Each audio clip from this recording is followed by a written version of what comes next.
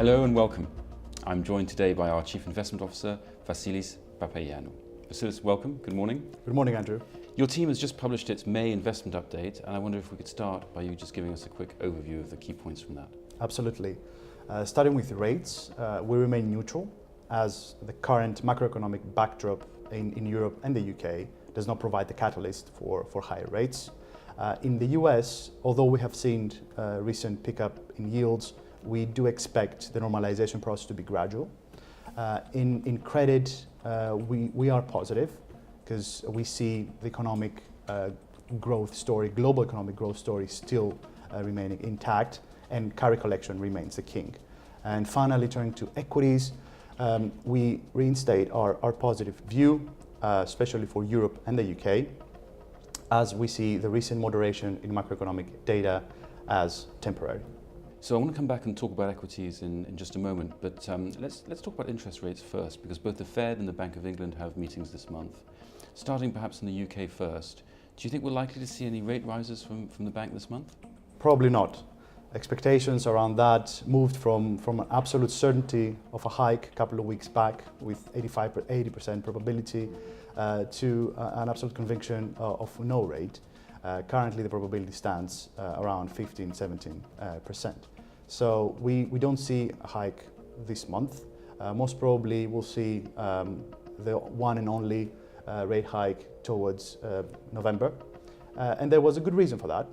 We have been seeing moderation in inflation, disappointing quarterly GDP data, and also a renewed political uncertainty around Brexit. And what impact do you think those factors are going to have on sterling more generally? Same factors apply to sterling. For the short term, we are cautious, despite being bullish earlier in the month, and we trimmed our bullish expectations.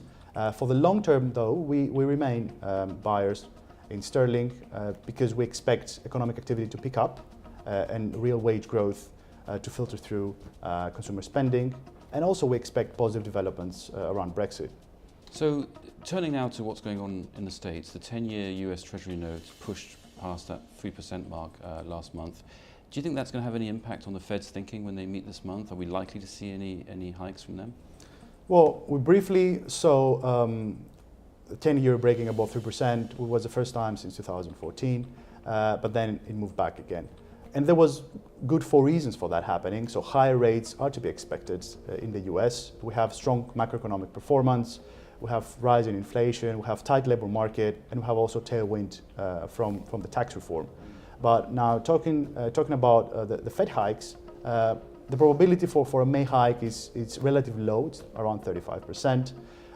And if the Fed moves towards a hike in May, then that means 4 hikes for 2018, which currently we are on the sidelines calling the 4 hikes. So I promised that we would come back and talk about equities. It's a bit of a tradition that we close these videos with some insight into one of your investment ideas. And I understand at the moment you have some ideas around equities. Can you tell us a bit more about those? Sure. Currently we favor UK income themes, especially in Europe and UK, but we'll focus today on UK. So we're looking for high dividend companies in sectors that we like, which is financials, basic materials, energy and consumer. And we're looking for companies that have reasonable and attractive valuation. They have good dividend coverage ratios and are low correlated to sterling.